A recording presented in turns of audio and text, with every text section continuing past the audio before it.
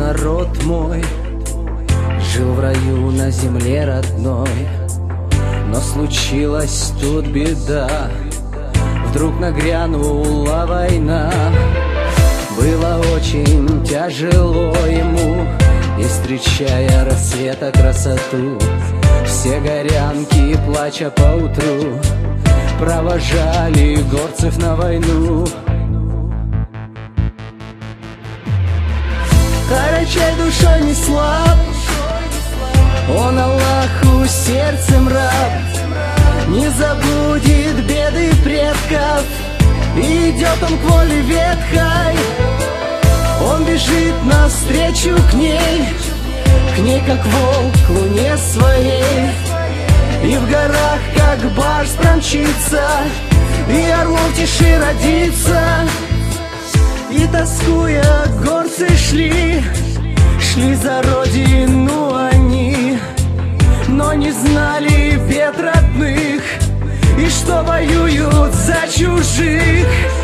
Выселяли в Казахстан, наполнялось сердце ран, и кричала вслед душа: ты прощай, мой Карачай. Карачай душой не слаб, он Аллаху сердцем раб, не забудет беды предков, и идет он к воле ветхой. Он бежит навстречу к ней как волк к луне своей, и в горах как барс промчится, и орлом в тиши родится.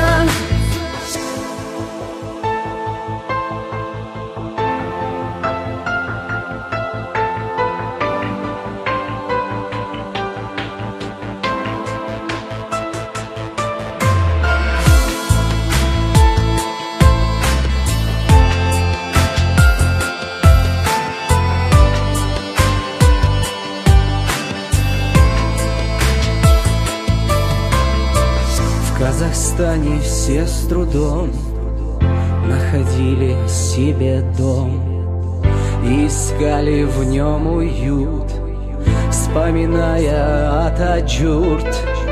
Эта песня не про боль, о грехах забытых войн. Это песня про любовь и о подвигах отцов.